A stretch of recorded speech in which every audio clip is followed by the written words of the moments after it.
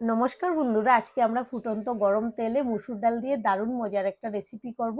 তাহলে আসুন দেখে নিই আমাদের আজকের রেসিপি। সবার প্রথমে আমাদের লাগবে মুসুর ডাল। তার জন্য এখানে আমি 1 ঘন্টা আগে এরকম মেজারমেন্ট কাপের 1 কাপ মুসুর ডাল ভালো করে ধুয়ে ভিজিয়ে রেখেছিলাম। দেখুন 1 ঘন্টা পর ডালগুলো ফুলে কত বড় বড় হয়ে গেছে।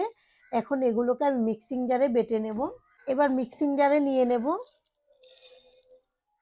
একটু আগে থেকে ভিজিয়ে নিলে ডাল বাটাটা খুব সুন্দর করে হয়ে যায়। একটু জল লাগবে, খুব বেশি দেব না। আর এখানে নিয়েছি আমি ঝালের জন্য 2টা কাঁচা লঙ্কা। বাচ্চারা খাবে তাই আমি ঝালটা কম দিয়েছি। আপনারা আপনাদের স্বাদ অনুযায়ী ঝালটা ব্যবহার করবেন। আর এখানে নিয়েছি আদা। আদাগুলোকে কেটে এরকম করে নিয়েছি। আর 2 কোয়া রসুন। রসুনটা যদি ভালো না লাগে আপনারা না দিলেও চলবে।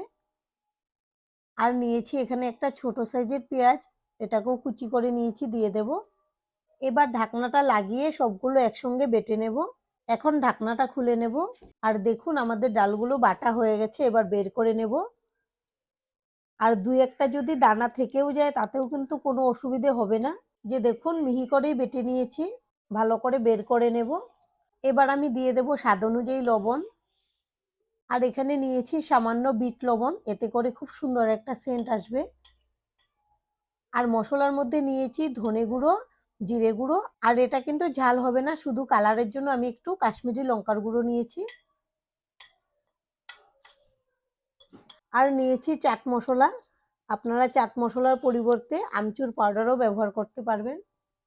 আর এখানে নিয়েছি শুকনো চালের গুঁড়ি। এটা আমি সবটুকু দেব না, প্রথমে অর্ধেকের বেশি দিয়ে দিয়েছি। আর এখানে নিয়েছি কর্নফ্লোর। কর্নফ্লোর আর চালের গুঁড়িটা দিলে খুব মুচমুচে হবে। এখন আমি ভালো করে মিশিয়ে নেব। এবার দেখুন বন্ধুরা, আমি স্প্যাচুলা দিয়ে খুব ভালো করে মিশিয়ে নিয়েছি। আর আমাদের চালের গুঁড়িটা আর লাগবে না, এতেই কিন্তু খুব শুকনো শুকনো হয়েছে। আমি জলটা কম দিয়ে বেটেছিলাম, তাই যদি জল বেশি করে দেওয়া যায় তাহলে কিন্তু চালের গুঁড়িটা বেশি লাগতো।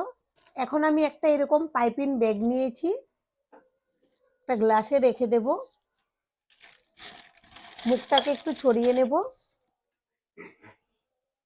আর এর ভেতরে আমি ডাল বাটাটাকে দিয়ে দেব।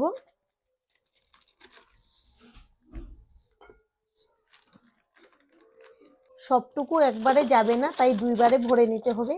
এখন আমি এভাবে একটু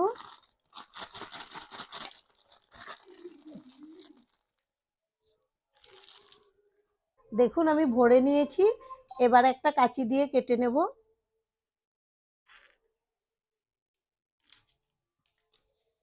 যে দেখুন আমি ফুটো করে নিয়েছি। এখন এভাবে চাপ দিয়ে নেব। আর এদিকে গ্যাসে একটা কড়াই বসিয়েছি, দিয়েছি সাদা তেল। তেলটাকে খুব ভালো করে গরম করে নিয়েছি। এখন আমি গ্যাসের ফ্লেমটা লোতে করে দিয়েছি। এবার আমি ভেজে নেব।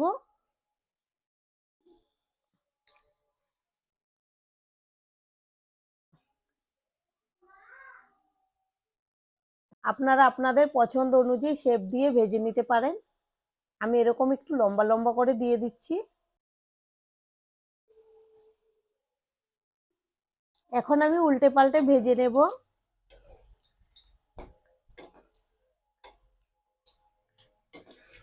আর তেলটা বেশি গরম হয়ে গিয়েছিল, তাই উতলানোতে দেখা যাচ্ছে না কতটুকু দেওয়া হয়েছে। দেখুন আমি এই কয়টা দিয়েছি।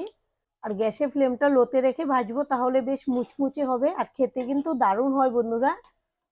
বিশেষ করে বাচ্চাদের তো ভীষণ পছন্দের এই রেসিপিটা। এবার দেখুন বন্ধুরা, আমি মোটামুটি 5-6 মিনিট লাগিয়ে এগুলোকে লো আঁচে ভেজে নিয়েছি। আর দেখতে কত সুন্দর হয়েছে, খুব সুন্দর একটা কালারও এসছে। এখন আমি একটা প্লেটে তুলে নেব। আর বন্ধুরা, আমাদের এই রেসিপিটা দেখে আপনাদের যদি ভালো লাগে প্লিজ একটা লাইক দিয়ে দেবেন।